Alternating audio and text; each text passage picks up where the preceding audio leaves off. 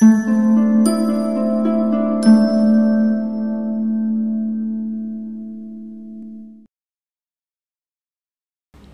आप सबका पुनः हार्दिक स्वागत है। आज हम एक ऑडियो बुक लेकर हाजिर हुए हैं। कैलिकट यूनिवर्सिटी के first sem BCA, BSc electronics वगैरह जो कैरियर रिलेटेड कोर्सेस हैं, उनकी पुस्तक गद्य तरंग को लेकर। गद्य तरंग में आपको आचार्य हजारी प्रसाद द्विवेदी जी का निबंध भीष्म को क्षमा नहीं किया गया, रामवृष बेनीपुरी जी का रेखाचित्र सुभान खां, हिंदी के व्यंग्य सम्राट हरिशंकर परसाई जी की रचना त्रिशंकु बेचारा और मोहन राकेश जी का यात्रा विवरण यात्रा का रोमांस का आस्वादन करने को है, जिसे हमने समय समय पर हमारे चैनल में अपलोड किया था। आज हम उन सभी को एक साथ लेकर हाजिर हुए हैं। हजारी प्रसाद द्विवेदी जी का निबंध भीष्म को क्षमा नहीं किया गया। मेरे एक मित्र हैं, बड़े विद्वान, स्पष्टवादी और नीतिमान। वह इस राज्य के बहुत प्रतिष्ठित नागरिक हैं। उनसे मिलने से सदा नई स्फूर्ति मिलती है। यद्यपि वह अवस्था में मुझसे छोटे हैं, तथापि मुझे सदा सम्मान देते हैं। इस देश में यह एक अच्छी बात है कि सब प्रकार से हीन होकर भी यदि कोई उम्र में बड़ा हो तो थोड़ा सा आदर पा ही जाता है। मैं भी पा जाता हूँ। मेरे इस मित्र की शिकायत थी कि देश की दुर्दशा देखते हुए भी मैं कुछ कह नहीं रहा हूँ, अर्थात इस दुर्दशा के लिए जो लोग जिम्मेदार हैं उनकी भर्त्सना नहीं कर रहा हूँ। यह एक भयंकर अपराध है। कौरवों की सभा में भीष्म ने द्रौपदी का भयंकर अपमान देखकर भी जिस प्रकार मौन धारण किया था, वैसे ही मैं और मेरे जैसे कुछ अन्य साहित्यकार चुप्पी साधे हैं। भविष्य इसे उसी तरह क्षमा नहीं करेगा जिस प्रकार भीष्म पितामह को क्षमा नहीं किया गया। मैं थोड़ी देर तक अभिभूत होकर सुनता रहा और मन में पाप बोध का भी एहसास हुआ। सोचता रहा, कुछ कहना चाहिए, नहीं तो भविष्य क्षमा नहीं करेगा। वर्तमान ही कौन क्षमा कर रहा है। काफ़ी देर तक मैं परेशान रहा। चुप रहना ठीक नहीं है। कम्भत भविष्य कभी माफ़ नहीं करेगा। उसकी सीमा भी तो कोई नहीं है। 5000 वर्ष बीत गए और अब तक बेचारे भीष्म पितामह को क्षमा नहीं किया गया। भविष्य विकट असहिष्णु है। काफ़ी देर बाद भ्रम दूर हुआ। मैं भीष्म नहीं हूँ। अगर हिंदी में लिखने वाला कोई भीष्म हो जाता हो तो भी मुझे कौन पूछता है। बहुत ज्ञानी गुणी भरे पड़े हैं मुझसे, अवस्था में, ज्ञान में, प्रतिभा में बहुत आगे। मुझे कोई डर नहीं है। भविष्य नामक महादुरंत अज्ञात मुझे किसी गिनती में लेने वाला नहीं है। डरना हो तो वे ही लोग डरें जिनकी गिनती हो सकती है। तुम क्यों घबराते हो मनसाराम? तुम तो न 3 में न 13 में। बड़ी राहत मिली इस यथार्थ बोध से। मगर यह स्वीकार कर लेना चाहिए कि थोड़ी देर के लिए ही सही भीष्म मुझ पर छाए रहे। प्राचीन काल में भीष्म जैसा धर्मज्ञ और ज्ञानी खोजना कठिन है। महाभारत का शांति पर्व इसका गवाह है। कोई समस्या तो भले आदमी ने छोड़ी ही नहीं। प्राचीन काल के ज्ञानियों में भीष्म मुझे सबसे अधिक प्रभावित करते हैं, अपने अगाध इतिहास बोध के कारण। युधिष्ठिर के हर प्रश्न के उत्तर में वह प्रायः यह कहकर शुरू करते हैं, अत्राप्युदाहरन्ति मितिहासम पुरातनम। यहाँ भी लोग इस पुराने इतिहास की नज़ीर देते हैं।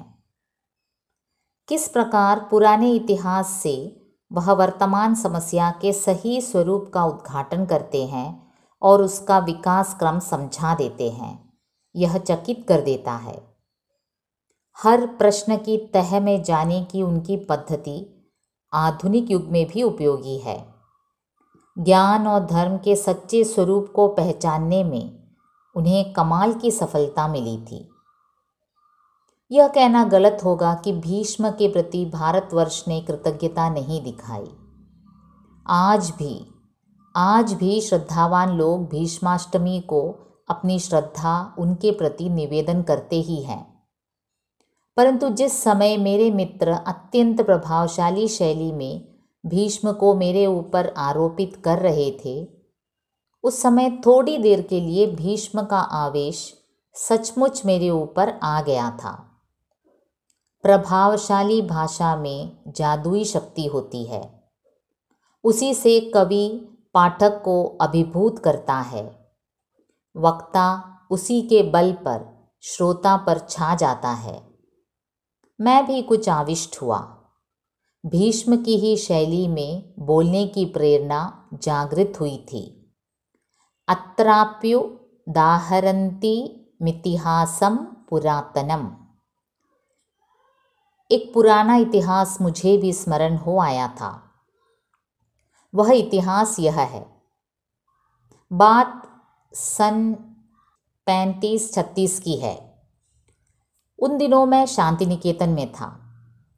एक दिन प्रातः भ्रमण के लिए निकला था। मैं साधारणतः प्रातः भ्रमण के लिए तभी निकलता हूँ जब किसी ऐसे उत्साही घुमक्कड़ से, जो श्रद्धेय कोटि के होते हैं, प्रेरणा मिलती है। उन दिनों श्रद्धेय आचार्य क्षिति मोहन सेन की प्रेरणा से प्रातः भ्रमण के लिए निकलता था। सही बात तो यह है कि निकलते वह थे, मैं पीछे हो लेता था। तो उस दिन भी मैं उनके साथ ही निकला। भाग्य उस दिन प्रसन्न था। देखा, गुरुदेव धीरे धीरे अपने बगीचे में टहल रहे थे। कुछ गंभीर मुद्रा में थे। आचार्य सेन ने कहा, चलो प्रणाम कर लें। वहाँ आगे चले, मैं पीछे पीछे। धीरे धीरे दबे पांव हम लोग उनके पास पहुँच गए। चरण छू कर प्रणाम निवेदन किया। उनका ध्यान भंग हुआ। देखकर प्रसन्न हुए। उन्होंने उस दिन मुझे संबोधित करके कहा, तुमने कभी सोचा है कि भीष्म को अवतार क्यों नहीं माना गया और श्री कृष्ण को ही क्यों अवतार रूप में सम्मान दिया गया? मैंने कभी ऐसा सोचा ही नहीं था। क्या जवाब देता? मैं मन ही मन अपने सोचने की शक्ति की दरिद्रता पर लज्जित हो रहा था। आचार्य सेन ने रक्षा की। वह बोले, हम लोग तो ऐसे प्रश्नों का उत्तर आपसे ही सुनने की आशा रखते हैं। गुरुदेव ने हंसते हुए कहा, आपने भी तो कुछ सोचा ही होगा, मगर मैं इस पंडित को ही छेड़ना चाहता था। अभी नौजवान है, नया खून है, मार खाने की अभी शक्ति है। मेरी पीठ तो जर्जर हो चुकी है। कहकर गुरुदेव खूब प्रसन्न भाव से हंसे। मैंने विनीत भाव से कहा, ऐसा प्रश्न तो मेरे मन में कभी उठा ही नहीं, परंतु आप कहते हैं तो सोचूंगा। परंतु क्या सोचूं, यह बता दें। गुरुदेव के शब्द याद नहीं हैं, पर उनके कथन की मेरे मन पर जो छाप रह गई है वह यह है कि शरशैया पर पड़े भीष्म ने जब भयंकर नरसंहार देखा होगा, उनके जैसे ज्ञानी के मन में अपनी प्रतिज्ञा, उसके परवर्ती परिणाम आदि बातें क्या उठी नहीं होंगी? मैंने सोचना शुरू किया था। कई प्रतिभाशाली मित्रों से भी सोचने को कहा था, पर सोचता ही रह गया। जिन्होंने सोचने के लिए उकसाया था वह चले गए। आज मेरे मित्र ने कहा, कि भीष्म को क्षमा नहीं किया गया तो बात फिर उमड़कर नए रूप में मानस पटल पर हरहरा उठी। लहराई तो क्या होगी। भीष्म शरशैया पर सोए उपयुक्त काल की प्रतीक्षा कर रहे थे मरने के लिए। जैसे तैसे जब तब जहाँ तहाँ मरना भी ठीक नहीं होता, उचित मुहूर्त में मरना चाहिए। साधारण मनुष्य मुहूर्त पर विचार किए बिना ही मर जाते हैं। भीष्म ऐसे नहीं थे। उन्हें इच्छा मृत्यु का वरदान प्राप्त था। जब तक उत्तम मुहूर्त न आ जाए तब तक वह मृत्यु नहीं चाहते थे। इसका फायदा उठाया युधिष्ठिर ने। सारी शंकाएं उनसे कह डाली और उत्तर भी वसूल कर लिए। मेरे एक आदि गुरु ने शरशैया वाली कहानी सुनाई थी। उनके कहने का मतलब था कि भीष्म पितामह अनेक बाणों की नोक पर सोए हुए थे। उनका तकिया भी बाणों की नोक का ही बना था। मेरा बालक मन बहुत व्याकुल हो गया था। वह 1000 ब्रह्मचारी रहे हों, उन्हें बाणों की नोक तो चुभती ही होगी। बेचारे वृद्ध करवट भी नहीं बदल पाते होंगे। जब बदलते होंगे तब बाण बुरी तरह चुभ जाते होंगे और उसी में युधिष्ठिर प्रश्नों की बौछार कर रहे होंगे। यद्यपि वह तो दयालु थे, तथापि उस समय थोड़ी और दया दिखाते तो क्या बिगड़ जाता। मैं जब उस दृश्य की कल्पना करता था तब मुझे बड़ी पीड़ा होती थी। पर दूसरे बच्चे ब्रह्मचर्य की महिमा का अनुभव करते थे और प्रसन्न होते थे। उनकी दृष्टि में ब्रह्मचारी के लिए यह कोई कष्ट की बात ही नहीं थी। मैं भी उनकी महिमा तो समझता था, पर न जाने क्यों मेरा मन दुखी हो उठता था। बाद में मेरे एक विद्वान बुजुर्ग ने बताया कि शर सरकंडे को कहते थे, उसी से बाण बनते थे, इसलिए शर का अर्थ बाण हो गया। भीष्म वस्तुतः बाणों की नोक पर नहीं, सरकंडों की चटाई पर लेटे थे। यह व्याख्या ठीक है या नहीं, पर मेरे बालक मन को इससे बड़ी राहत मिली थी। सो भीष्म शरशैया पर थे, अर्थात सरकंडों की चटाई पर लेटे हुए थे। वैसे जर्जर वृद्ध के लिए यह भी कम कठोर शैया नहीं थी, पर चुभने वाली नहीं होगी। समर्थ पौत्रों ने उसे कुछ तो तरीके से बनवाया ही होगा।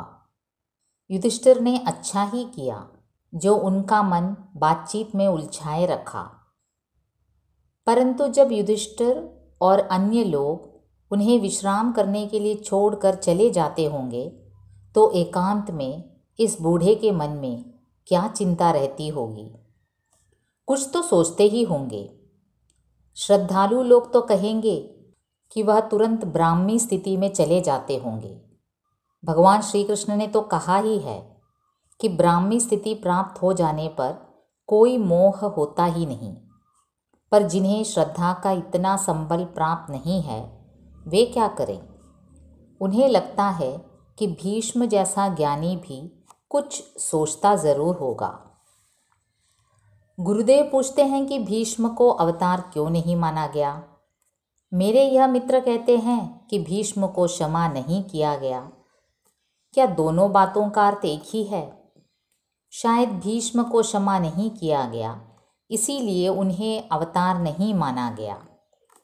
कुछ बात है अवश्य। भारतवर्ष किसी बात पर मौन भी रह जाता है तो उसका कुछ अर्थ होता है। किसी ने नहीं कहा कि भीष्म को अमुक अमुक कारणों से अवतार नहीं माना गया और श्री कृष्ण को अमुक अमुक कारणों से अवतार माना गया। एक को विष्णु का अवतार नहीं कहा गया क्योंकि वह नहीं थे। एक को मान लिया गया क्योंकि वस्तुतः थे। हमारे मनीषियों ने इसी ढंग से सोचा है। दिनकर जी महामना और उदार कवि थे। उनसे क्षमा मिल जाने की आशा से इतना तो कहा ही जा सकता है कि भीष्म अपने बम भोलानाथ गुरु परशुराम से अधिक संतुलित, विचारवान और ज्ञानी थे। पुराने रिकॉर्ड कुछ ऐसा सोचने पर मजबूर करते हैं। फिर भी परशुराम को 10 अवतारों में गिन लिया गया और बेचारे भीष्म को ऐसा कोई गौरव नहीं दिया गया। क्या कारण हो सकता है? एकांत में भीष्म सरकंडों की चटाई पर लेटे लेटे क्या अपने बारे में सोचते नहीं होंगे? मेरा मन कहता है कि ज़रूर सोचते होंगे। भीष्म ने कभी बचपन में पिता की गलत आकांक्षाओं की तृप्ति के लिए भीषण प्रतिज्ञा की थी, वह आजीवन विवाह नहीं करेंगे, अर्थात इस संभावना को ही नष्ट कर देंगे कि उनके पुत्र होगा और वह या उसकी संतान कुरु वंश के सिंहासन का दावा करेगी। प्रतिज्ञा सचमुच भीषण थी। कहते हैं कि इस भीषण प्रतिज्ञा के कारण ही वह देवदत्त से भीष्म बने। यद्यपि चित्रवीर्य और विचित्रवीर्य तक तो कौरव रक्त रह गया था, तथापि बाद में वास्तविक कौरव रक्त समाप्त हो गया। केवल कानूनी कौरव वंश चलता रहा।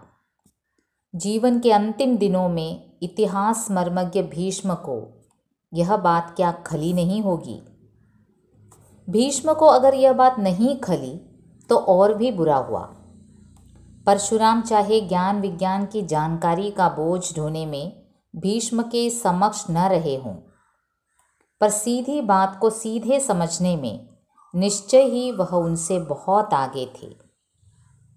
वह भी ब्रह्मचारी थे, बाल ब्रह्मचारी। पर भीष्म जब अपने निर्वीर्य भाइयों के लिए कन्याहरण कर लाए और एक कन्या को अविवाहित रहने को बाध्य किया, तब उन्होंने भीष्म के इस अशोभन कार्य को क्षमा नहीं किया। समझाने बुझाने तक ही नहीं रुके, लड़ाई भी की। पर भीष्म अपनी प्रतिज्ञा के शब्दों से चिपटे रहे। वह भविष्य नहीं देख सके, वह लोक कल्याण को नहीं समझ सके। फलतः अपहता अपमानित कन्या जल मरी। नारद जी भी ब्रह्मचारी थे। उन्होंने सत्य के बारे में शब्दों पर चिपटने को नहीं, सबके हित कल्याण को अधिक जरूरी समझा था।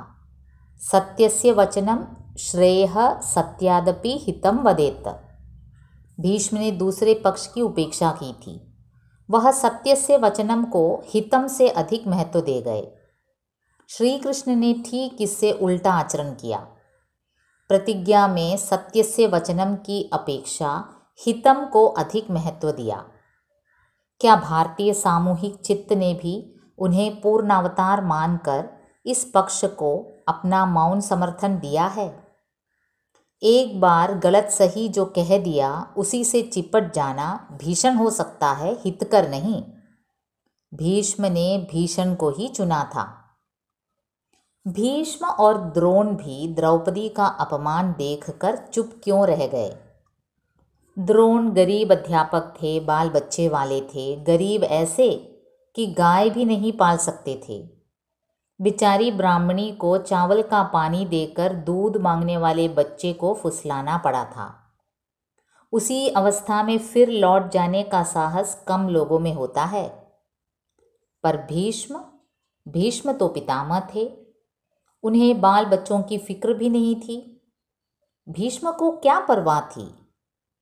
एक कल्पना यह की जा सकती है कि महाभारत की कहानी जिस रूप में प्राप्त है वह उसका बाद का परिवर्तित रूप है। शायद पूरी कहानी जैसी थी वैसी नहीं मिली है।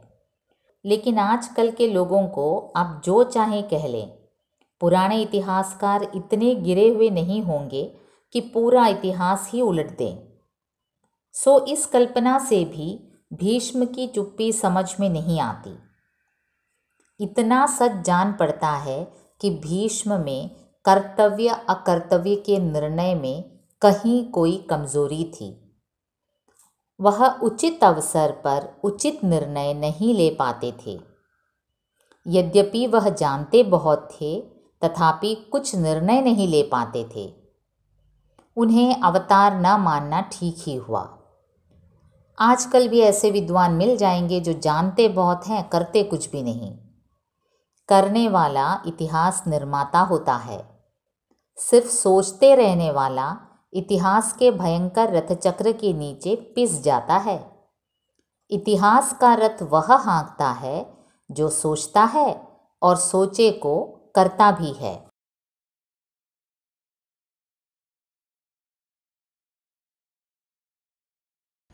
क्या आपका अल्लाह पश्चिम में रहता है? वह पूरब में क्यों नहीं रहता? सुभान दादा की लंबी सफ़ेद चमकती रोब बरसाती दाढ़ी में अपनी नन्ही उंगलियों को घुसाते हुए मैंने पूछा। उनकी चौड़ी उभड़ी पेशानी पर एक उल्लास की झलक और दाढ़ी मूंछ की सघनता में दबे पतले अधरों पर एक मुस्कान की रेखा दौड़ गई। अपनी लंबी बाहों की दाहिनी हथेली मेरे सिर पर सहलाते हुए उन्होंने कहा, नहीं बबुआ, अल्लाह तो पूरब पश्चिम उत्तर दक्षिण सब और हैं। तो फिर आप पश्चिम मुंह खड़े होकर ही नमाज क्यों पढ़ते हैं?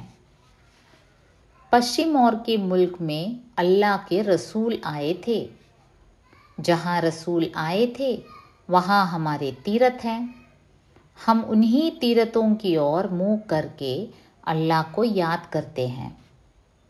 वे तीरथ यहाँ से कितनी दूर होंगे? बहुत दूर। जहाँ सूरज देवता डूबते हैं? नहीं, उससे कुछ इधर ही। आप उन तीर्थों में गए हैं सुभान दादा? देखा, सुभान दादा की बड़ी बड़ी आंखों में आंसू डबडबा आए। उनका समूचा चेहरा लाल हो उठा।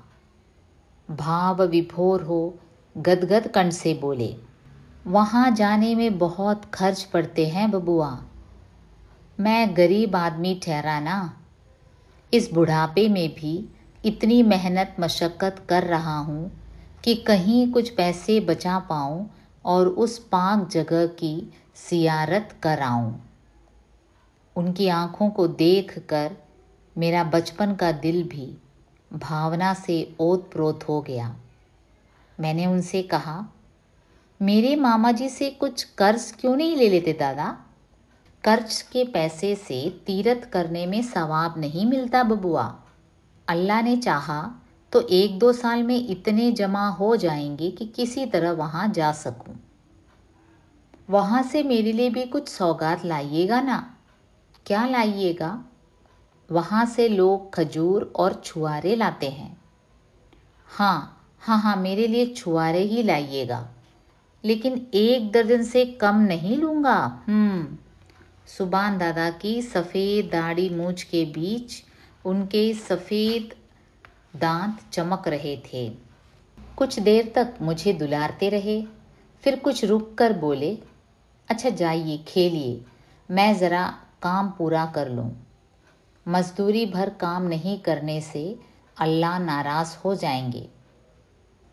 क्या आपके अल्लाह बहुत गुस्सावर हैं? मैं तुनक कर बोला। आज सुभान दादा बड़े ज़ोरों से हंस पड़े। फिर एक बार मेरे सिर पर हथेली फेरी और बच्चों से वह बहुत खुश रहते हैं बबुआ, वह तुम्हारी उम्र दराज करें, कहकर मुझे अपने कंधे पर ले लिया। मुझे लेते हुए दीवार के नज़दीक आए, वहाँ उतार दिया और झट अपनी कढ़नी और बसूली से दीवार पर काम करने लगे। सुबह खां एक अच्छे राज समझे जाते हैं। जब जब घर की दीवारों पर कुछ मरम्मत की ज़रूरत होती है, उन्हें बुला लिया जाता है। आते हैं, 5-7 रोज़ यहीं रहते हैं, काम खत्म कर चले जाते हैं। लंबा चौड़ा तगड़ा है बदन इनका, पेशानी चौड़ी भवें बड़ी सघन और उभरी, आँखों के कोनों में कुछ लाली और पुतलियों में कुछ नीलेपन की झलक, नाक असाधारण ढंग से नुकीली, दाढ़ी सघन, इतनी लंबी कि छाती तक पहुंच जाए।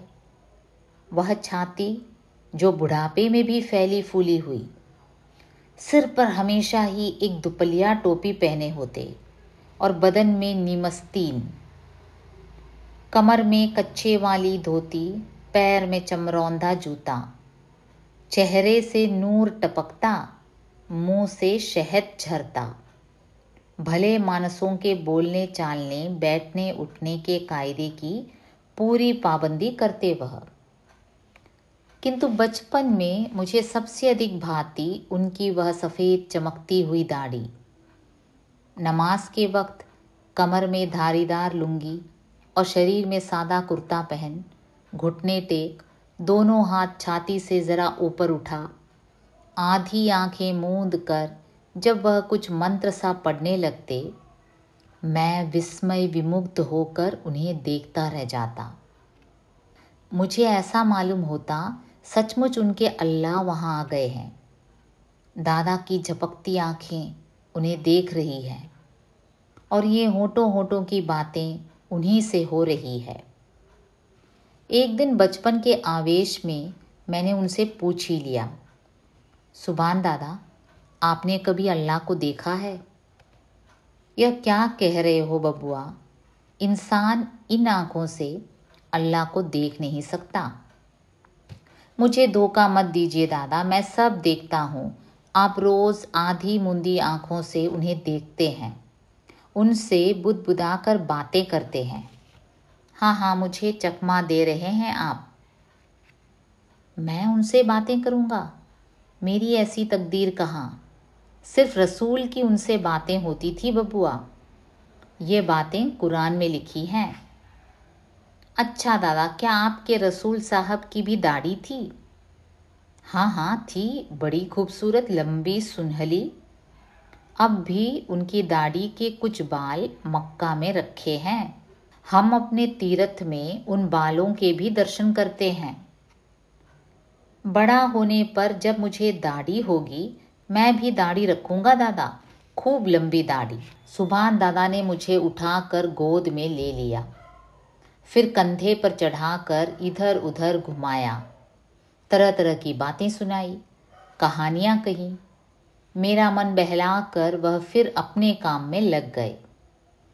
मुझे मालूम होता था काम और अल्लाह, ये ही दो चीज़ें संसार में उनके लिए सबसे प्यारी हैं। काम करते हुए अल्लाह को नहीं भूलते थे और अल्लाह से फुर्सत पाकर फिर झट काम में जुट जाना अपना पवित्र कर्तव्य समझते थे। और काम और अल्लाह का यह सामंजस्य उनके दिल में प्रेम की वह मंदाकिनी बहाता रहता था, जिसमें मेरे जैसे बच्चे भी बड़े मज़े में डुबकियाँ लगा सकते थे, चुपकियाँ ले सकते थे। नानी ने कहा, सवेरे नहा खा लो, आज तुम्हें हुसैन साहब के पैक में जाना होगा, सुभान खां आते ही होंगे। जाने कितने देवताओं की मनौती के बाद माँ ने मुझे प्राप्त किया था। उनमें एक हुसैन साहब भी थे। 9 साल की उम्र तक, जब तक जनेऊ नहीं हो गया था, मुहर्रम के दिन मुसलमान बच्चों की तरह मुझे भी ताज़िए के चारों ओर रंगीन छड़ी लेकर कूदना पड़ा है और गले में गंडे पहनने पड़े हैं। मुहर्रम उन दिनों मेरे लिए कितनी खुशी का दिन था। नए कपड़े पहनना, उछलना कूदना, नए नए चेहरे और तरह तरह के खेल देखना। धूम धक्कड़ में किस तरह 4 पहर गुजर जाते।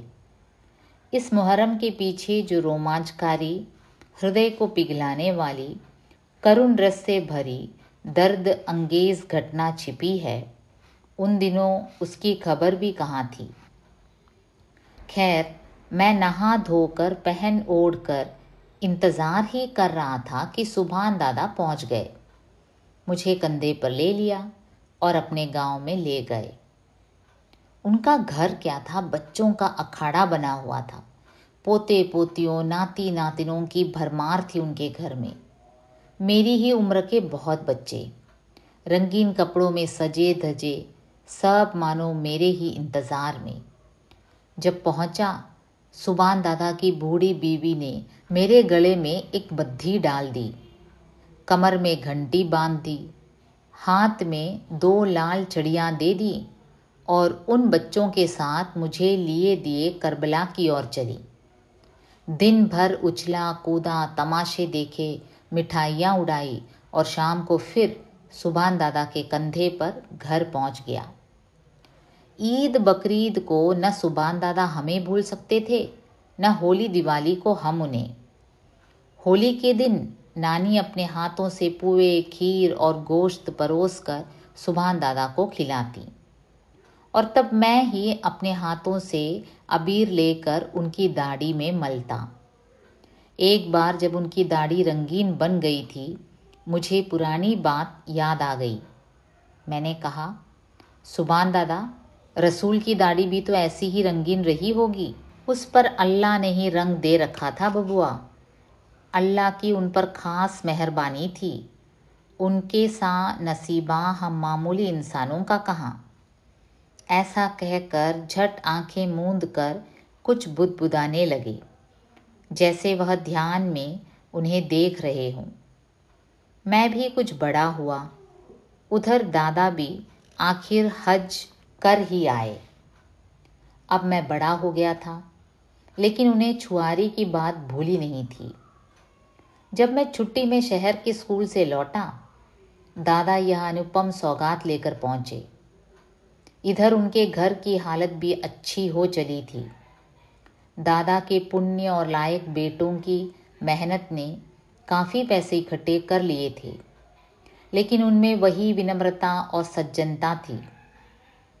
आए, पहले की ही तरह शिष्टाचार निभाा, फिर छुआरे निकाल मेरे हाथ में रख दिए। बबुआ, यह आपके लिए खास अरब से लाया हूँ, याद है ना, आपने इसकी फरमाइश की थी। उनके नथुने आनंदातिरेक से हिल रहे थे।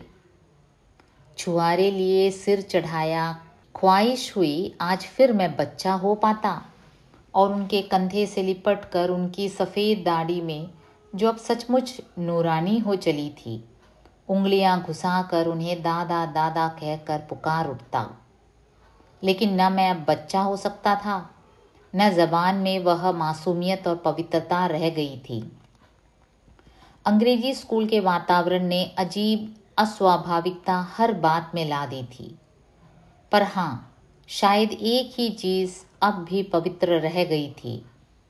आंखों में आंसू की छलकन से अपने को पवित्र कर चुपचाप ही उनके चरणों में श्रद्धांजलि चढ़ा दी। हज से लौटने के बाद सुभान दादा का ज़्यादा वक्त नमाज बंदगी में ही बीतता। दिन भर उनके हाथों में तस्बीह के दाने घूमते और उनकी ज़बान अल्लाह की रट लगाए रहती। अपने जवार भर में उनकी बुजुर्गों की धाक थी। बड़े बड़े झगड़ों की पंचायतों में दूर दूर के हिंदू मुसलमान उन्हें पंच मुक्कर करते। उनकी ईमानदारी और दयानतदारी की कुछ ऐसी ही धूम थी। सुभान दादा का एक अरमान था, मस्जिद बनाने का। मेरे मामा का मंदिर उन्होंने ही बनाया था। उन दिनों वह साधारण राज थे, तो भी कहा करते, अल्लाह ने चाहा तो मैं एक मस्जिद ज़रूर बनवाऊंगा। अल्लाह ने चाहा और वैसा दिन आया। उसकी मस्जिद भी तैयार हुई।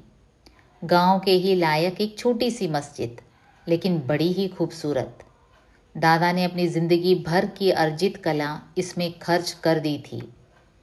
हाथ में इतनी ताकत नहीं रह गई थी कि अब खुद कढ़नी और वसूली पकड़ें, लेकिन दिन भर बैठे बैठे एक एक ईंट की जुड़ाई पर ध्यान रखते और उसके भीतर भीतर जो बेल बूटे काढ़े गए थे, उनके सारे नक्शे उन्होंने ही खींचे थे और उनमें से एक एक का काढ़ा जाना उनकी ही बारीक निगरानी में हुआ था। मेरे मामा जी के बगीचे में शीशम, सखुए, कटहल आदि इमारतों में काम आने वाले पेड़ों की भरमार थी। मस्जिद की सारी लकड़ी हमारे ही बगीचे से गई थी। जिस दिन मस्जिद तैयार हुई थी, सुभान दादा ने जवार भर के प्रतिष्ठित लोगों को न्योता दिया था। जुमा का दिन था। जितने मुसलमान थे, सब ने उसमें नमाज पढ़ी थी। जितने हिंदू आए थे, उनके सत्कार के लिए दादा ने हिंदू हलवाई रखकर तरह तरह की मिठाइयाँ बनवाई थी। पान इलायची का प्रबंध किया था। अब तक भी लोग उस मस्जिद के उद्घाटन के दिन की दादा की मेहनतदारी भूले नहीं हैं। ज़माना बदला, मैं अब शहरों में ही ज़्यादातर रहता और शहर आए दिन हिंदू मुस्लिम दंगों के अखाड़े बन जाते थे। हाँ, आए दिन देखिएगा, एक ही सड़क पर हिंदू मुसलमान चल रहे हैं, एक ही दुकान पर सौदे खरीद रहे हैं, एक ही सवारियों पर जानू बजानू आ जा रहे हैं, एक ही स्कूल में पढ़ रहे हैं, एक ही दफ्तर में काम कर रहे हैं कि अचानक सबके सिर पर शैतान सवार हो गया।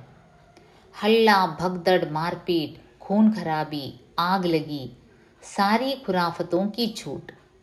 न घर महफूज, न शरीर, न इज्जत। प्रेम, भाईचारे और सहृदयता के स्थान पर घृणा, विरोध और नृशंस हत्या का उल्लंघ नृत्य। शहरों की यह बीमारी धीरे धीरे देहात में घुसने लगी। गाय और बाजे के नाम पर तकरारें होने लगी। जो जिंदगी भर कसाई खानों के लिए अपनी गायें बेचते रहे, वे ही एक दिन किसी एक गाय के कटने का नाम सुनकर ही कितने इंसानों के गले काटने को तैयार होने लगे। जिनके शादी ब्याह परब त्योहार बिना बाजे के नहीं होते, जो मुहर्रम की गमी के दिन भी बाजे गाजों की धूम किए रहते, अब वे ही अपनी मस्जिद के सामने से गुजरते हुए 1 मिनट के बाजे पर खून की नदियां बहाने को उतारू हो जाते। कुछ पंडितों की बनाई, कुछ मुल्लाओं की चलती बनी। संगठन और तंजीम के नाम पर फूट और कलह के बीज बोए जाने लगे। लाठियां उछली, छुरे निकले, खोपड़ियां फूटी, अंतड़ियां बाहर आई। कितने नौजवान मरे, घर फूंके, बाकी बच गए खेत खलिहान, सो अंग्रेजी अदालत के खर्चे में पीछे कुर्क हुए। खबर फैली, इस साल सुभान दादा के गांव के मुसलमान भी कुर्बानी करेंगे। जवार में मुसलमान कम थे, लेकिन उनके जोश का क्या कहना। इधर हिंदुओं की जितनी गाय पर ममता न थी, उससे ज़्यादा अपनी तादाद पर घमंड था। तनातनी का बाजार गरम। खबर यह भी फैली कि सुभान खां की मस्जिद में ही कुर्बानी होगी। हैं? सुभान खां की मस्जिद में कुर्बानी? नहीं, ऐसा नहीं हो सकता। अगर हुई तो क्या होगा? हमारी नाक कट जाएगी। लोग क्या कहेंगे? इतने हिंदुओं के रहते गौ माता के गले पर छुरी चली। छुरी से गौ माता को बचाना है तो गौरा गौरी के कसाई खाने पर हम धावा बोले। और अगर सचमुच जोश है तो चलिए मुजफ्फरपुर, अंग्रेजी फौज की छावनी पर ही धावा बोले। कसाई खाने में तो बूढ़ी गायें कटती हैं, छावनी में तो मोटी ताज़ी बछियाँ ही काटी जाती हैं। लेकिन वे तो हमारी आंखों से दूर हैं, देखते हुए मक्खी कैसे निगली जाएगी। माफ़ कीजिए, दूर नज़दीक की बात नहीं है, बात है हिम्मत की, ताकत की। छावनी में आप नहीं जाते हैं इसलिए कि वहाँ सीधे तोप के मुंह में पड़ना होगा। यहाँ मुसलमान एक मुट्ठी हैं, इसलिए आप टूटने को उतावले हैं। आप सुभान खां का पक्ष ले रहे हैं, दोस्ती निभाते हैं। धर्म से बढ़कर दोस्ती नहीं।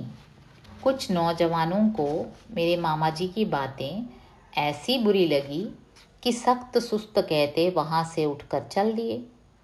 लेकिन कितना भी गुस्सा किया जाए, चीखा चिल्लाया जाए, यह साफ बात है कि मामा की बिना रसामंदी के किसी बड़ी घटना के लिए किसी के पैर उठाने की हिम्मत नहीं हो सकती थी। उधर सुभान दादा के दरवाजे पर भी मुसलमानों की भीड़ है। न जाने दादा में कहाँ का जोश आ गया है। वह कड़क कर कह रहे हैं, गाय की कुर्बानी नहीं होगी। ये फालतू बातें सुनने को मैं तैयार नहीं हूँ। तुम लोग हमारी आंखों के सामने से हट जाओ। क्यों नहीं होगी? क्या हम अपना मज़हब डर के मारे छोड़ देंगे? मैं कहता हूँ यह मज़हब नहीं है। मैं हज से हो आया हूँ, कुरान मैंने पढ़ी है। गाय की कुर्बानी लाजमी नहीं है। अरब में लोग दुम्मे और ऊँट की कुर्बानी अमूमन करते हैं, लेकिन हम गाय की ही कुर्बानी करें तो वे रोकने वाले कौन होते हैं? हमारे मज़हब में वे दस्त अंदाज़ी क्यों करेंगे? उनकी बात उनसे पूछो। मैं मुसलमान हूँ, कभी अल्लाह को नहीं भूला हूँ। मैं मुसलमान की हैसियत से कहता हूँ, मैं गाय की कुर्बानी न होने दूंगा, न होने दूंगा। दादा की समूची दाढ़ी हिल रही थी, गुस्से से चेहरा लाल था, होंठ फड़क रहे थे, शरीर तक हिल रहा था। उनकी यह हालत देख सभी चुप रहे, लेकिन एक नौजवान बोल उठा, आप बूढ़े हैं, आप अब अलग बैठिए, हम काफिरों से समझ लेंगे। दादा चीख उठे, कल्लू का बेटा, जबान संभाल कर बोल, तू किन्हें काफिर कह रहा है? और मेरे बुढ़ापे पर मत जा, मैं मस्जिद में चल रहा हूँ। पहले मेरी कुर्बानी हो लेगी, तब गाय की कुर्बानी हो सकेगी। सुभान दादा वहाँ से उसी तंतने की हालत में मस्जिद में आए, नमाज पढ़ी, फिर तस्बीह लेकर मस्जिद के दरवाजे की चौखट पर मेरी लाश पर ही कोई भीतर घुस सकता है कहकर बैठ गए। उनकी आंखें मूंदी हैं, किंतु आंसुओं की झड़ी उनके गाल से होती उनकी दाढ़ी को भिगोती अजस्र रूप में गिरती जा रही है। हाथ में तस्बीह के दाने हिल रहे हैं और होठों पर ज़रा ज़रा गुंबिश है, नहीं तो उनका समूचा शरीर संगमरमर की मूर्ति सा लग रहा है, निश्चल निस्पंद। धीरे धीरे मस्जिद के नज़दीक लोग इकट्ठे होने लगे, पहले मुसलमान, फिर हिंदू भी। अब गाय की कुर्बानी का सवाल दादा के आंसुओं की धारा में भंस कर न जाने कहाँ चला गया था। वह साक्षात देवदूत से दीख पड़ते थे, देवदूत जिसके रोम रोम से प्रेम और भाईचारे का संदेश निकलकर वायुमंडल को व्याप्त कर रहा था। अभी उस दिन मेरी रानी मेरे 2 वर्ष जेल में रह जाने के बाद इतने लंबे अरसे तक राह देखती देखती आखिर मुझसे मिलने गया सेंट्रल जेल में आई थी। इतने दिनों की बिछुड़न के बाद मिलने पर जो सबसे पहली चीज़ उसने मेरे हाथों पर रखी वे थे रेशम और कुछ सूत के अजीबोगरीब ढंग से लिपटे लिपटाए डोरे, बद्धियाँ, गंडे आदि। यह सूरज देवता के हैं, यह अनंत देवता के, यह ग्राम देवता के। यूं ही गिनती गिनती आखिर में बोली, ये हुसैन साहब के गंडे हैं, आपको मेरी कसम इन्हें ज़रूर ही पहन लीजिएगा। ये सब मेरी माँ की मन्नतों के अवशेष चिन्ह हैं। माँ चली गई, पिताजी चले गए, रानी 4 बच्चों की माँ बन चुकी है, मैं पिता बन चुका हूँ, लेकिन ये मन्नतें अब भी निभाई जा रही हैं। रानी जानती है मैं नास्तिक हूँ, इसलिए जब जब इनके मौके आते हैं खुद इन्हें मेरे गले में डाल देती है। आज इस जेल में जेल कर्मचारियों और खुफिया पुलिस के सामने उसने ऐसा नहीं किया, लेकिन कसम देने से नहीं चूकी। मैंने भी हंसकर मानो उसकी दिल जमई कर दी। रानी चली गई, लेकिन वे गंडे अब भी मेरे सूटकेस में संजो कर रखे हैं। जब जब सूटकेस खोलता हूँ और हुसैन साहब के उन गंडों पर नज़र पड़ती है, तब तब 2 अपूर्व तस्वीरें आँखों के सामने नाच जाती हैं। पहली करबला की, एक और सिर्फ 72 आदमी हैं, जिनमें बच्चे और औरतें भी हैं। इस छोटी सी जमात के सरदार हैं हसरत हुसैन साहब। इन्हें बार बार आग्रह करके बुलाया गया था कूफा की गद्दी पर बिठलाने के लिए, लेकिन गद्दी पर बिठाने के बदले आज उनके लिए एक चुल्लू पानी का मिलना भी मुहाल कर दिया गया है। सामने फुरात नदी बह रही है, लेकिन उसके घाट घाट पर पहरे हैं। उन्हें पानी लेने नहीं दिया जा रहा है। कहा जाता है, दुराचारी दुराग्रही यजीद की सत्ता कबूल करो, नहीं तो प्यासे तड़प कर मरो। बच्चे प्यास के मारे बिलबिला रहे हैं, उनकी माँ और बहनें तड़प रही हैं। हाय रे, एक चुल्लू पानी, मेरे लल्ला के कंठ सूखे जा रहे हैं, उसकी सांस रुकी जा रही है। पानी पानी, एक चुल्लू पानी। पानी की तो नदी बह रही है और तुम्हें इज्जत और दौलत भी कम नहीं बख्शी जाएगी। क्योंकि तुम खुद रसूल के नाती जो हो। लेकिन शर्त यह है, यजीद के हाथ पर बैत करो। यजीद के हाथ पर बैत? दुराचारी दुराग्रही यजीद की सत्ता कबूल कर ले और रसूल का नवासा हो नहीं सकता। हम एक चुल्लू पानी में डूब मरना पसंद करेंगे, लेकिन यह नीच काम रसूल के नाती से नहीं होगा। लेकिन बच्चों के लिए तो पानी लाना ही है, उन्हें यूं जीते जी तड़प कर मरने नहीं दिया जा सकता। एक और 72 आदमी, जिनमें बच्चे और स्त्रियां भी, दूसरी ओर दुराचारी यजीद की अपार सजी सजाई फौज। लड़ाई होती है। हसरत हुसैन और उनका पूरा काफिला उस करबला के मैदान में शहादत पाता है। शहीदों के रक्त से उस सहरा के रजकण लाल हो उठते हैं। बच्चों की तड़प और अबलाओं की चीख से वातावरण थर्रा उठता है। इतनी बड़ी दर्दनाक घटना संसार के इतिहास में मिलना मुश्किल है। मुहर्रम उसी दिन का करुण स्मारक है।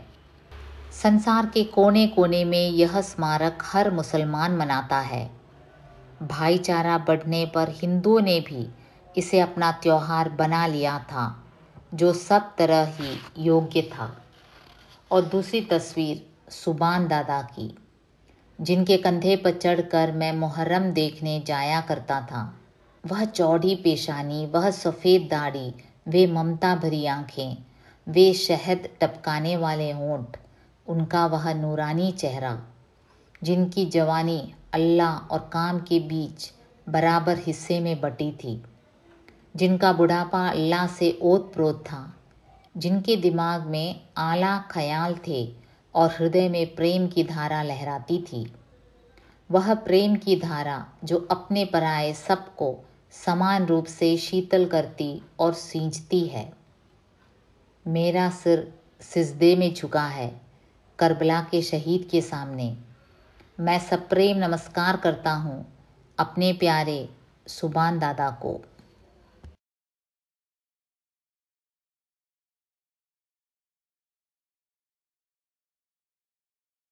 व्यंग्य सम्राट हरिशंकर परसाई जी की व्यंग्य रचना त्रिशंकु बेचारा।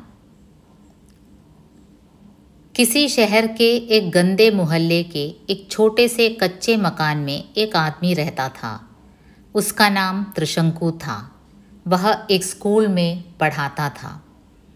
यूं त्रिशंकु को लगभग हर चीज़ से असंतोष था, पर सबसे अधिक शिकायत अपने मकान से थी। उसके जीवन की सबसे बड़ी अभिलाषा थी कि मैं अच्छे मोहल्ले में, अच्छे मकान में रहूं। मकान मालिकों के जो बेटे उसके स्कूल में पढ़ते थे, उन्हें वह बहुत प्यार करता था। परीक्षा के मौसम में उन्हें महत्वपूर्ण प्रश्न बता आता था और अधिक नंबर भी देता था। सोचता था किसी दिन कोई मकान मालिक मुझसे प्रसन्न होकर पूछेगा, तुझे क्या चाहिए? और मैं कहूँगा, एक अच्छा सा मकान। शहर के रेंट कंट्रोलर विश्वामित्र थे। विश्वामित्र मकानों के किराए पर नियंत्रण रखते थे और खाली मकान किराएदारों को देते थे। विश्वामित्र का लड़का त्रिशंकु की कक्षा में पढ़ता था और त्रिशंकु भी उसे बहुत प्यार करता था। लड़का पढ़ाई में बहुत कमज़ोर था और विश्वामित्र ने उससे कह दिया था कि पुस्तकें संभाल कर रखना, अगले साल यही काम आएंगी। पर त्रिशंकु ने उसे कुछ ऐसे प्रश्न बताए और बाद में कुछ इस तरह उसके नंबर भरवाए कि वह पास हो गया। विश्वामित्र बहुत प्रसन्न हुए। एक दिन जब त्रिशंकु लड़के के पास होने की मिठाई खा रहा था, तब वे बोले, त्रिशंकु मास्टर, मैं तुमसे बहुत खुश हूँ। मैं तुम्हारे लिए कुछ करना चाहता हूँ। बोलो, तुम्हें क्या चाहिए? त्रिशंकु इसी क्षण का वर्षों से इंतज़ार कर रहा था। उसकी आंखों में कितने ही मकान झूल गए, पर उसने उतावली नहीं की। बड़े धीरज से वह बोला, साहब, मैंने ऐसा क्या किया है जिसका बदला चाहूँ? मैंने तो अपना कर्तव्य किया है। आप सारे शहर के लोगों को रहने के लिए मकान देते हैं, और आपका ही लड़का पास न होता तो शहर के लिए बड़ी शर्म की बात होती। मैंने तो एक नागरिक के नाते अपना कर्तव्य किया है। मुझे आपकी कृपा के सिवा और कुछ नहीं चाहिए। इन शब्दों से विश्वामित्र का हृदय और चौड़ा हो गया। वे त्रिशंकु पर दया करने के लिए बहुत लालायित हो उठे। बोले, नहीं त्रिशंकु, तुम कुछ मांग लो, तुम्हारा मुझ पर ऋण है। बालक का एक पिता जन्मदाता है और दूसरा विद्या देने वाला। तुमने लड़के को पढ़ाई लिखाई के सिवा यह अमूल्य विद्या भी सिखाई है कि अयोग्य होकर भी सफलता कैसे प्राप्त करनी चाहिए। तुम्हारा दर्जा मुझसे भी ऊंचा है। बोलो, तुम्हें क्या चाहिए? त्रिशंकु ने देखा कि लोहा खूब गर्म हो चुका है। उसने कहा, अच्छा साहब, अगर आप प्रसन्न हैं तो मुझे किसी अच्छे मोहल्ले में एक अच्छा सा मकान दिला दीजिए। विश्वामित्र जरा सोच में पड़ गए। कहने लगे, त्रिशंकु मास्टर, तुमने बड़ी कठिन मांग कर दी। मकानों का बेहद अभाव है। तुम मकान की जगह अगर कोई देश मांग लेते तो देने में कठिनाई न होती। खैर, मैं वचन हार चुका हूँ, तुम्हें मकान दिलाऊंगा। विश्वामित्र ने टेबल की दराज से एक डायरी निकाली और उसके पन्ने पलटने लगे। एक पृष्ठ पर आकर रुके और फ़ोन लगाया। हेलो, इंद्र जी हैं क्या? मैं विश्वामित्र बोल रहा हूँ। नमस्कार। जी हाँ, आपकी कृपा है। हाँ, देखिए, मैंने एक ख़ास कारण से आपको कष्ट दिया है। आपके पास कोई मकान खाली है क्या? अच्छा, मेरे एक अपने आदमी हैं। हाँ, भले आदमी हैं, तो उन्हें भेज दूँ शाम तक? अच्छा, धन्यवाद। विश्वामित्र ने फ़ोन रखा। त्रिशंकु से कहा, लो, तुम्हारा कार्य हो गया। शहर के सबसे अच्छे मोहल्ले में तुम्हारे लिए मकान तय हो गया। त्रिशंकु का चेहरा, जिसकी एक एक पंखुड़ी फ़ोन पर हुई एक एक बात से खुलती जा रही थी, अब पूरी तरह खिल गया। उसने पूछा, यह मकान किस जगह है? विश्वामित्र ने कहा, अपने शहर के सबसे सुंदर मोहल्ले में, स्वर्गपुरी में, जिसे सिविल लाइंस भी कहते हैं। वहाँ इंद्रदेव नामक एक सज्जन के कई मकान हैं। इंद्रदेव पहले लोक कर्म विभाग में इंजीनियर थे और राष्ट्र निर्माण का काम उन्होंने इतनी दिलचस्पी से किया कि रिटायर होते होते उनके अपने भी 15-20 मकान हो गए। ये सब किराए पर चल रहे हैं। इन्हीं में से एक मकान का एक हिस्सा तुम्हें मैंने दिला दिया। पहला प्रश्न जो त्रिशंकु ने उठाया वह था, किराया? विश्वामित्र ने कहा, उसकी चिंता मत करो, मैं सब बातें कर लूँगा। तुम तो शाम को इंद्र जी के पास पहुँच जाओ और जो मकान वे बताएं उसमें डेरा डाल दो। आज 31 तारीख है।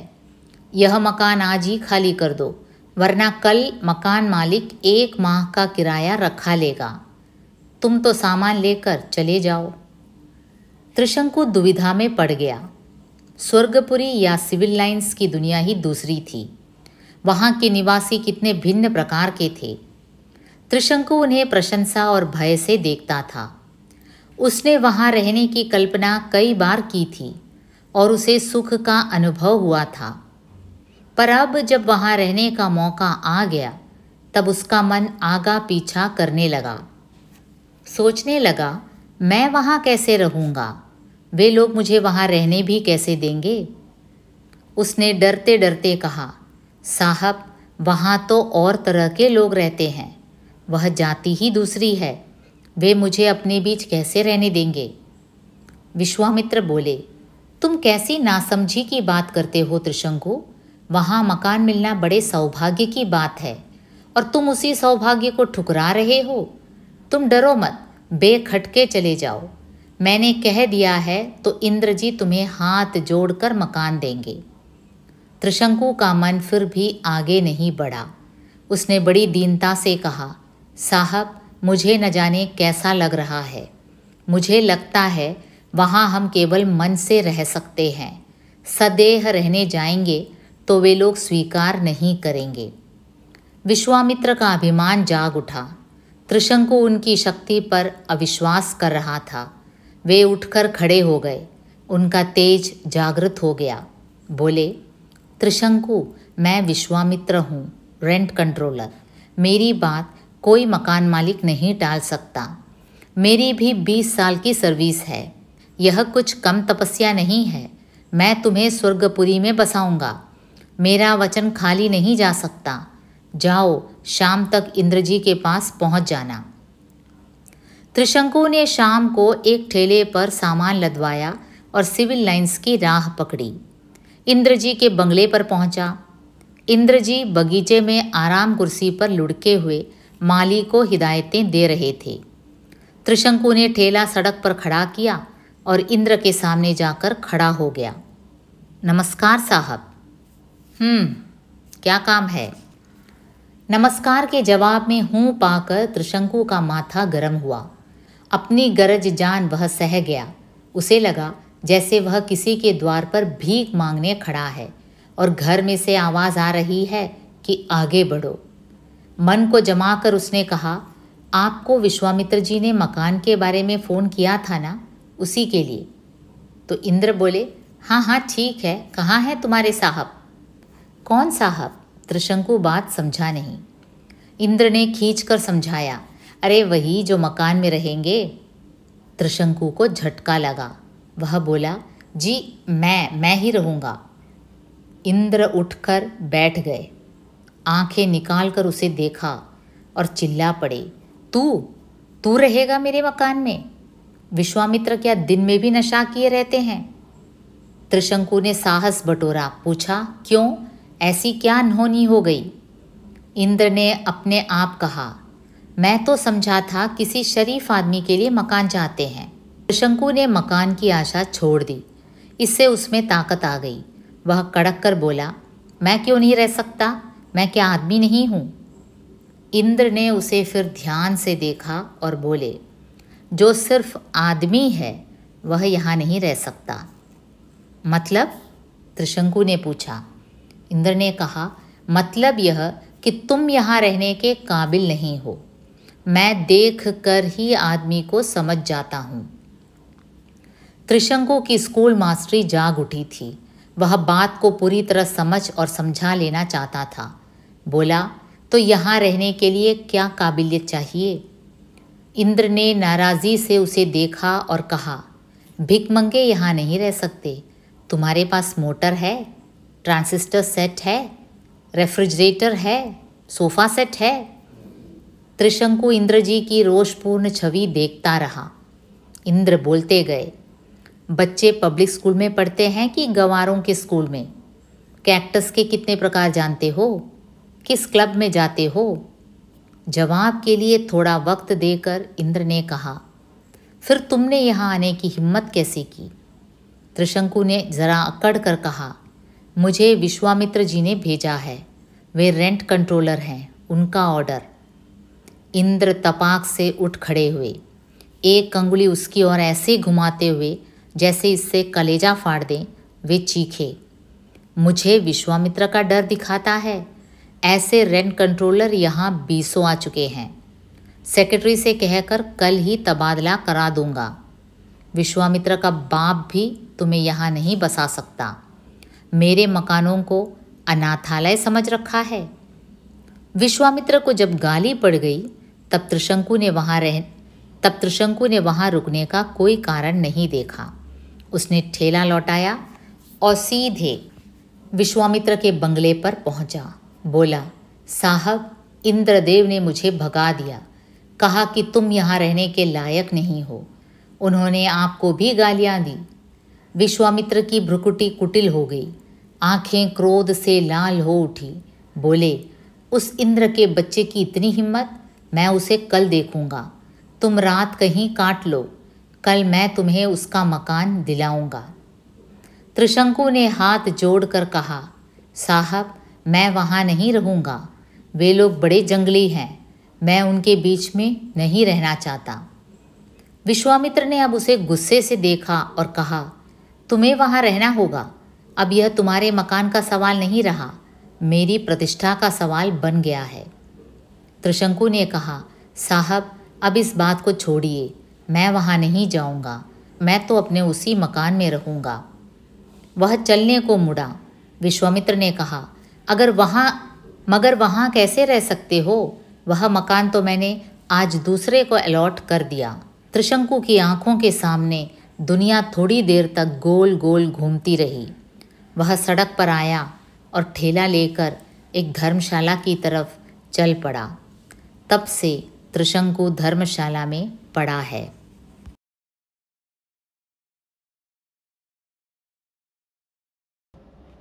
यात्रा का रोमांस। यायावर के जीवन का सबसे बड़ा संतोष या असंतोष इसमें है कि उसका रास्ता कभी समाप्त नहीं होता। वह चाहे जितना भटक ले, नई अनजान पगडंडियों का मोह उसके दिल से कभी नहीं जाता। उत्तरी ध्रुव पर जाकर ये पगडंडियाँ दक्षिणी ध्रुव की ओर जाती प्रतीत होती हैं और दक्षिणी ध्रुव पर जाकर भूमध्य रेखा की ओर।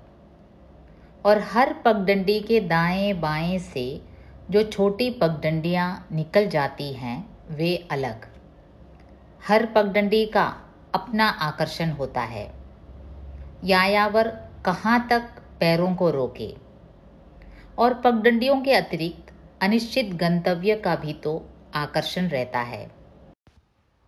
अनिश्चित की संभावना का हर क्षण जो पुलक देता है वह बंधे जीवन की संपूर्ण निश्चिंतता कहाँ दे पाती है। यह वृत्ति जो यायावर को एक जगह से दूसरी जगह ले चलती है, इसे नाम क्या दिया जाए? वॉन्डरलस्ट। परंतु वॉन्डरलस्ट के मूल में जो वृत्ति रहती है वह क्या है?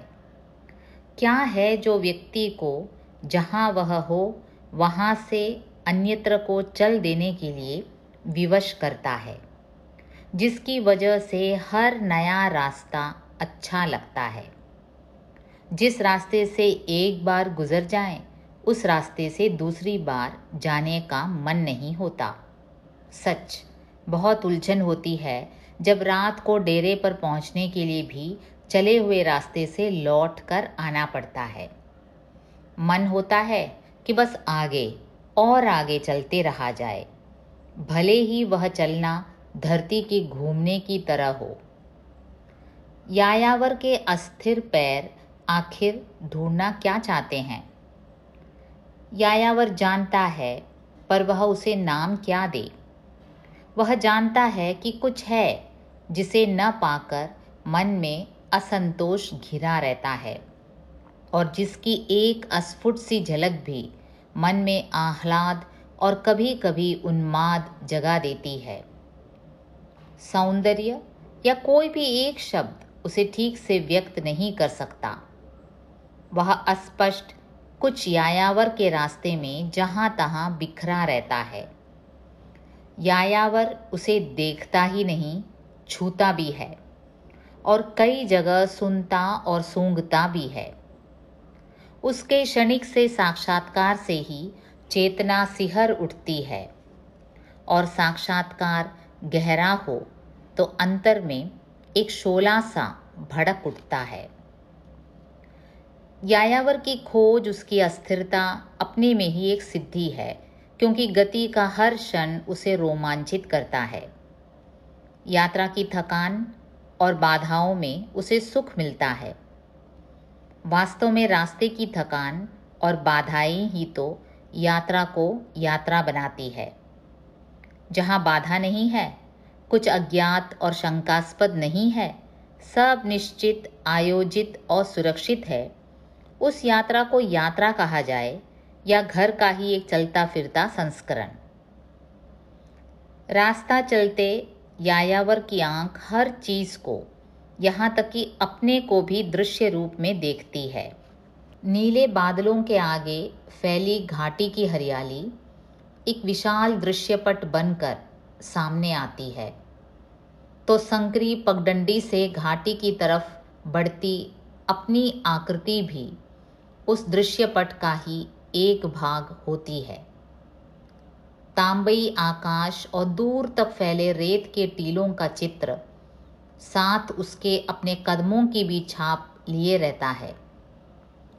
अपने को दृश्य रूप में देखता हुआ वह अपने प्रति वितृष्णा से अस्थिर भी हो सकता है, सहानुभूति से द्रवित भी, और अपने पर ठहाका लगाकर हंस भी सकता है। हंसने को और भी बहुत कुछ होता है। अपनी पिछली यात्राओं में से दो एक चित्र सामने आते हैं। कृष्ण सागर झील, रंगीन प्रकाश से आलोकित झरना, वृंदावन उद्यान के रंगीन फव्वारों की चकाचौंध। पीछे अंधेरा आकाश है जिसमें फीके से तारे झिलमिलाते हैं। झील के सुनहले कजरारे पानी में उठती हल्की हल्की लहरें अपनी ओर बड़ी आती हैं। एक पक्षी पंख फड़फड़ाता झील को पार कर जाता है। ऐसे में झील के किनारे पत्थर के हाथी से टेक लगाए एक आदमी अपने नंगे पैर को सहलाता है। उसने जूता उतार रखा है क्योंकि नया जूता पैर को काटता है। वह पिछले एक सप्ताह में जगन्नाथपुरी से लेकर ऊटी तक की यात्रा करके आया है। घर से तय करके निकला है कि 3 सप्ताह में उसे पूरा भारत घूम लेना है। यह प्रेरणा उसने उन विदेशी यात्रियों से ली है जो 3 महीने में सारी दुनिया घूम लेते हैं। उसके पास कैमरा, बाइनोकुलर्स, ट्रैवल गाइड, चिलगोजे सब कुछ है। जहाँ जहाँ जाना है वहाँ की एयर बुकिंग उसने पहले से करा रखी है। होटलों और रेस्ट हाउसों में जगह भी सुरक्षित करा रखी है। चिट्ठियाँ लिखने के लिए रंगीन कागज़ और एयरमेल के चितकबरे लिफाफे हर समय उसके ब्रीफ केस में साथ रहते हैं। एक चमड़े की जिल्द की डायरी भी जिसमें वह नोट्स लेता है। उस दिन वह चंदन तेल की फैक्ट्री से लेकर ललिता महल, चामुंडी पर्वत और न जाने कहाँ कहाँ तक घूम कर आया है। सफ़र उसने टैक्सी में किया है, फिर भी उसकी हालत काफ़ी खस्ता हो रही है। वह हाथ से एड़ी के छालों को सहलाता हुआ कहता है, बात यह है कि हम हिंदुस्तानियों को अभी आदत नहीं है। ये अमेरिकन लोग जाने कैसे एक एक दिन में इतना घूम लेते हैं। मुझे घर से निकले अभी 10 दिन नहीं हुए और इतने में ही मेरा भुरता हो गया है। खैर कोई बात नहीं, पहली बार निकला हूँ इसीलिए ऐसा लग रहा है। धीरे धीरे आदत हो जाएगी। और ब्रीफकेस से डायरी निकालकर वह पेन से माथा कुरेदने लगता है। उसे याद है कि वृंदावन गार्डन आने से पहले वह 6 जगह और होकर आया है, पर उन सब जगहों के नाम उसे याद नहीं। यह एक बहुत बड़ी मुसीबत है। वह कहता है कि जगहों के नाम मुझे याद नहीं रहते। मैं अपनी बीवी से कहा आया था कि जो जो जगह देखूंगा उन सब के बारे में रोज़ रात को उसे चिट्ठी में लिखा करूंगा। मगर रात तक मैं इतना थक जाता हूँ कि चिट्ठी लिखते वक्त मुझे कुछ याद ही नहीं आता। अगर मैं अपनी सेक्रेटरी को साथ ले आता तो याद रखने का झंझट वह संभाल लेती, मगर उसमें और बखेड़ा था। एक तो खर्च दुगना होता और दूसरे, होठों पर घिराई मुस्कुराहट को रोकता हुआ वह ब्रीफकेस से अपनी बीवी की वह चिट्ठी ढूंढने लगता है जो अभी सुबह की डाक से ही उसे रेस्ट हाउस के पते पर मिली थी। फिर चिट्ठी एक बार पढ़कर वह नए सिरे से उन जगहों के नाम याद करने की कोशिश में लगता है जहाँ जहाँ वह सुबह से अब तक होकर आया है।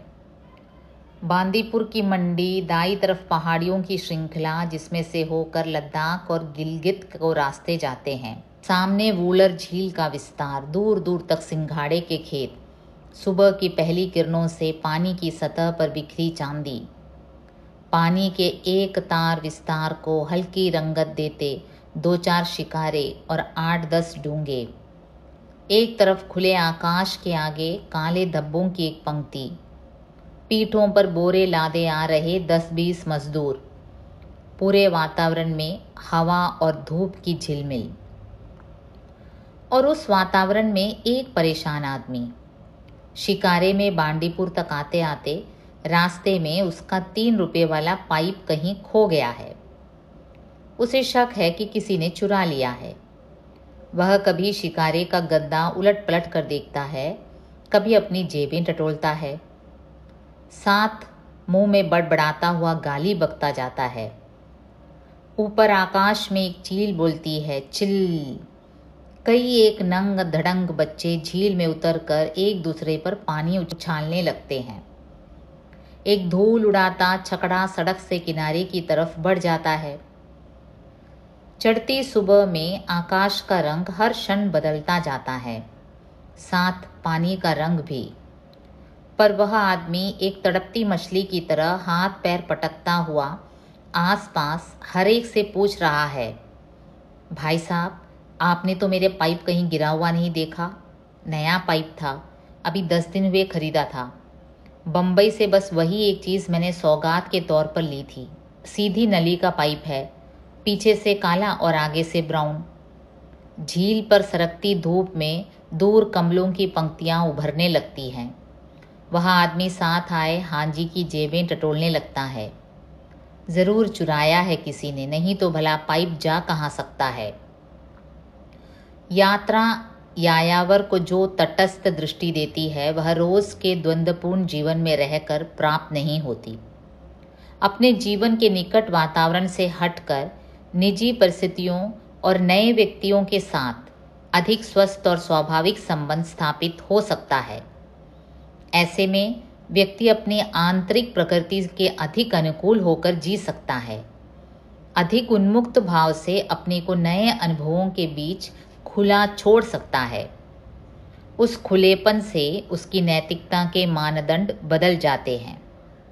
वह एक आरोपित नैतिकता में न जीकर अपनी आंतरिक नैतिकता के अनुसार जीने लगता है। जितना थोड़ा सा भी समय इस रूप में जी लेता है, वह साधारण रूप से जिए कई वर्षों की तुलना में अधिक सार्थक प्रतीत होता है। उसके संबंधों का आधार हो जाता है एक आदिम आवेश, जिसके कारण वह एक पेड़ के पत्तों को भी सहलाता है तो इस तरह जैसे एक बच्चे के गाल सहला रहा हो। ढलान के मोड़ पर जमे एक पत्थर को भी थपथपाता है तो इस तरह जैसे घर के एक पालतू जानवर को थपथपा रहा हो। घने बादलों को एक युवती के वक्ष की तरह अपने पर घिरे पाकर वह सीटी बजाता है और खेतों की बालियों को इस तरह मसल देता है जैसे उस युवती की उंगलियों को मसल रहा हो। घास पर औंधा लेटकर वह उसके स्पंदन को महसूस करने का प्रयत्न करता है और अपने अंदर का स्पंदन घास और मिट्टी में भर देना चाहता है।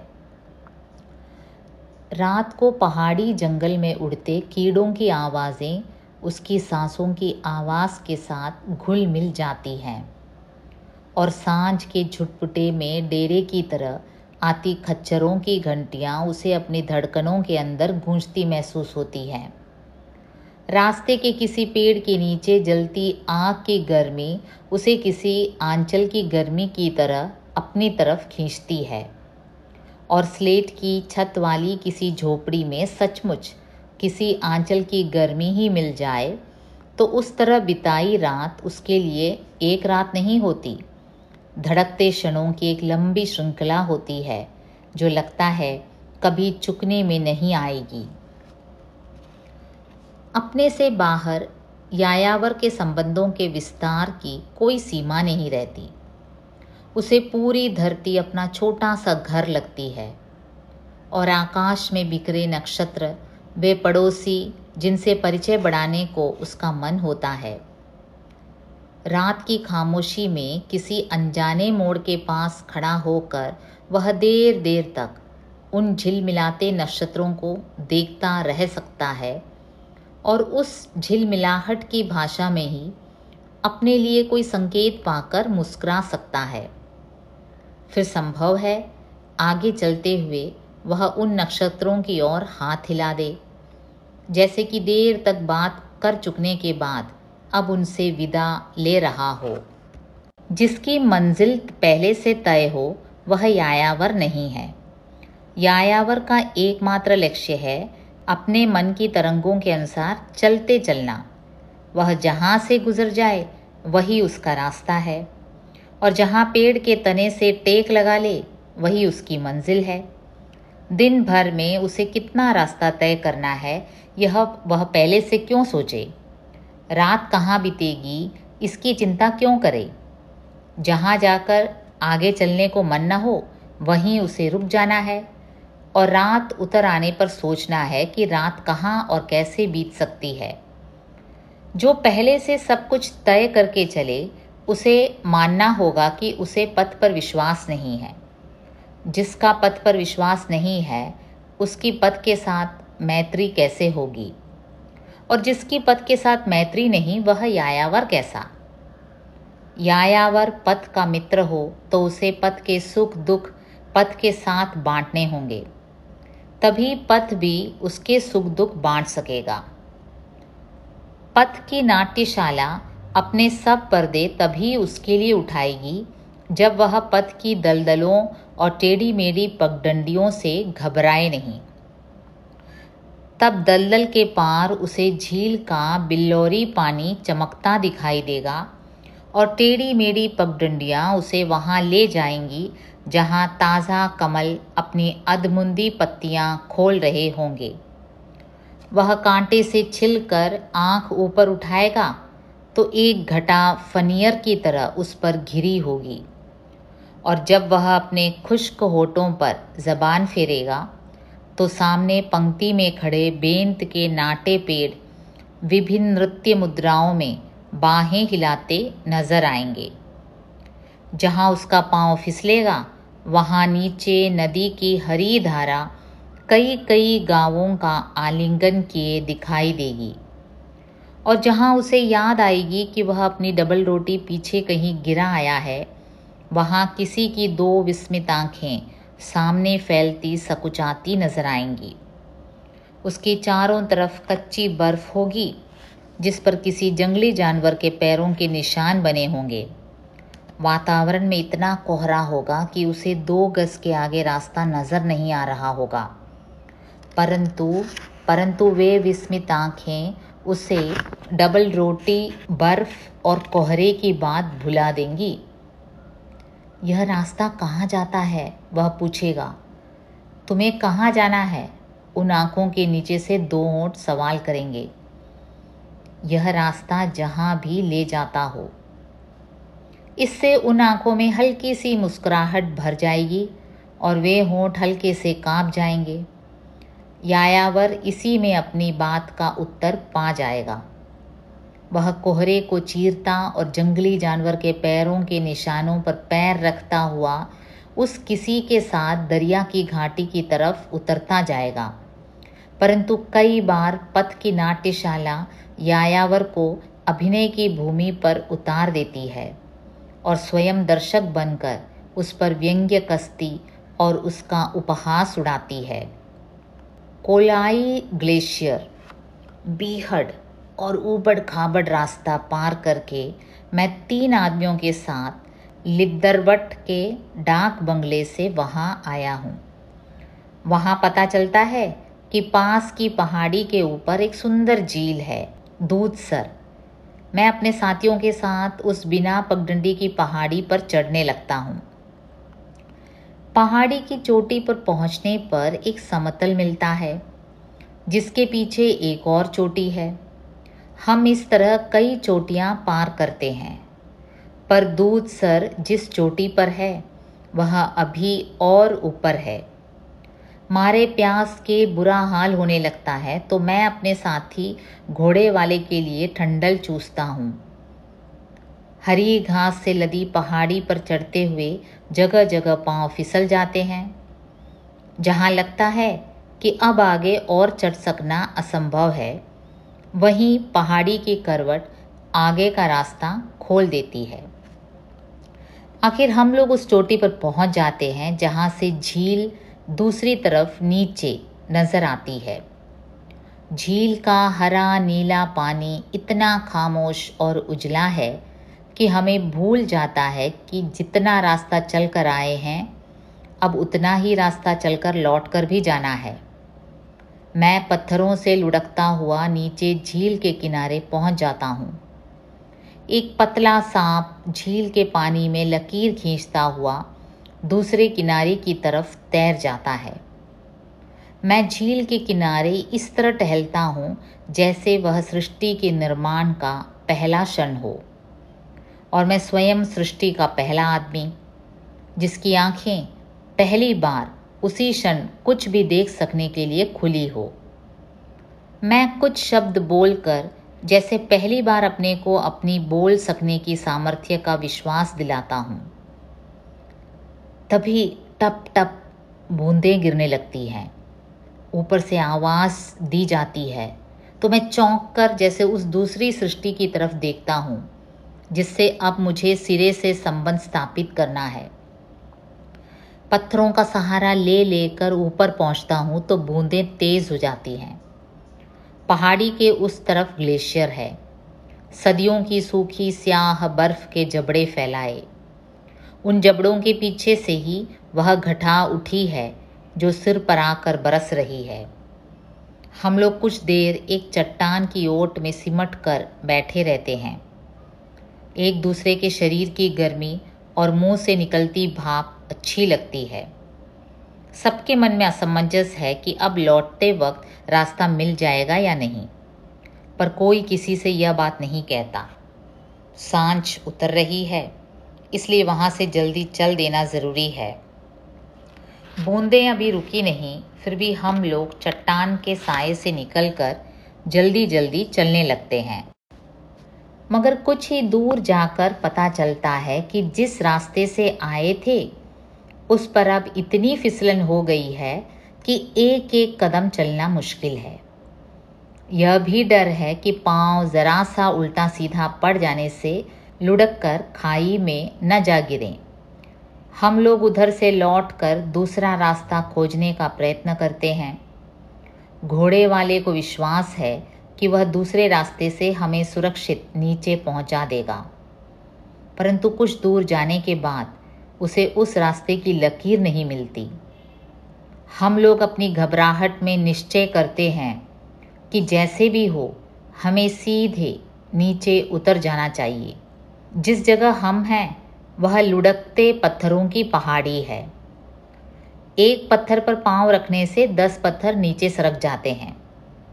जहाँ से एक पत्थर लुढ़कता है वहाँ आस-पास से 20 पत्थर एक साथ नीचे को लुढ़कने लगते हैं। किसी किसी क्षण लगता है कि हमें साथ लिए हुए वह सारी पहाड़ी ही नीचे को लुढ़क जाएगी। लुढ़कते पत्थर आवाज़ भी इतनी करते हैं कि दिल दहल जाता है। अब हम 4 व्यक्ति नहीं 4 बिंदु हैं, एक दूसरे से अलग, जो पत्थरों पर धीरे धीरे नीचे को सरक रहे हैं। हर आदमी दूसरे को सावधान कर रहा है, आराम से आराम से। कहीं से एक भी पत्थर फिसलता है तो चारों अपनी अपनी जगह स्तब्ध हो रहते हैं। तब तक इंतज़ार करते हैं जब तक कि वह पत्थर रास्ते के और पत्थरों को साथ लेता हुआ नीचे पहुंचकर रुक नहीं जाता। जब तक ज़रा भी आवाज़ सुनाई देती है हम अपनी जगह से नहीं हिलते। फिर नए सिरे से कोई कहता है आराम से, और हम हाथों से टटोल टटोल कर 6-6 इंच नीचे को सरकने लगते हैं। बीच में फिर वर्षा घेर लेती है तो हम अपनी अपनी जगह रुक जाते हैं। वर्षा गुजर जाती है तो फिर उतरने लगते हैं। घटा, ग्लेशियर और पत्थर वे सब दर्शक हैं और हम लोग दृश्य हैं। हमारे प्राण हमारे हाथों में और रीढ़ के निचले हिस्से में सिमट आए हैं। सारी चेतना भी उसी हिस्से में है। जो सबसे आगे है वह अपने को सबसे ज़्यादा खतरे में महसूस करता है। जो बीच में है वह अपने को, जो पीछे है वह अपने को। आगे सीधी ढलान है, सबके दिल धड़कने लगते हैं। सहसा नीचे का एक पत्थर फिसलता है और सबसे नीचे का आदमी लुढ़कता फिसलता हुआ नीचे समतल पर जा पहुंचता है। वहां पहुंचकर वह संभलता है और पीछे के लोगों को आवाज़ देने लगता है, आ जाओ, कोई डर की बात नहीं है। लुढ़कते रेंगते हुए हम लोग किसी तरह नीचे पहुंच जाते हैं। पैरों के नीचे अब समतल है मगर वह ज़मीन नहीं है, ग्लेशियर की ठोस बर्फ़ है। अब हमें ठोस बर्फ़ पर चलते हुए आगे जाना है, मगर वह सीधा समतल नहीं है। बर्फ़ में यहाँ वहाँ बर्फ़ की नालियाँ बनी हैं, जिनमें से होकर बर्फ़ का पानी बहता है। आसपास बर्फ़ की चट्टानें हैं। कई चट्टानों के नीचे बर्फ़ की गुफाएं हैं, जिनकी गहराई उजाले के हल्के स्पर्श से दूर तक चमक जाती है। उनमें से किसी गुफा के पास से निकलते हुए पांव फिसल जाने का अर्थ है हमेशा के लिए उस गुफा के मुंह में खो जाना। हम कहीं अलग अलग होकर चलते हैं और कहीं एक दूसरे की बाहें थामे हुए। हमारा एक साथी बीच बीच में सबसे अलग भटक जाता है। वह इस तरह गौर से आसपास देख रहा है जैसे वहाँ उसे किसी चीज़ की तलाश हो। पूछने पर वह व्यस्त भाव से कहता है, ऐसी जगहों पर कभी कभी हीरे जवाहरात पड़े मिल जाते हैं, जरा ध्यान से देखते हुए चलना चाहिए। 1-1.5 मील बर्फ़ का समतल पार करके हम लोग मिट्टी की ज़मीन पर आते हैं। पैरों में इतनी ताकत नहीं कि और 10 कदम भी चल सकें, मगर रात उतर रही है और हम लोग रात भर वहाँ ग्लेशियर के पास नहीं पड़े रह सकते। रात भर रहने और सर्दी से अपने को बचाए रखने का कुछ भी सामान हमारे पास नहीं है। जैसे भी हो हमें लिद्दरवट के डाक बंगले तक पहुंचना ही है, जो वहां से 8 मील दूर है। ग्लेशियर से लिद्दरवट का सफ़र घोड़ों पर शुरू होता है, पर हम लोग अभी 4 मील नहीं जा पाते कि अंधेरा हो जाता है।